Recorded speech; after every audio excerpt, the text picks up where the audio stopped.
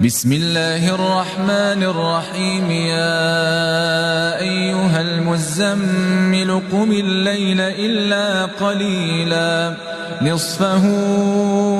أو انقص منه قليلا أو زد عليه ورتل القرآن ترتيلا إنا سنلقي عليك قولا ثقيلا إن ناشئة الليل هي أشد وطئا وأقوم قيلا إن لك في النهار سبحا طويلا واذكر اسم ربك وتبتل إليه تبتيلا رب المشرق والمغرب لا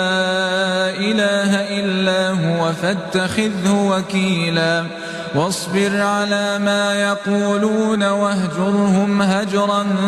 جميلا وذرني والمكذبين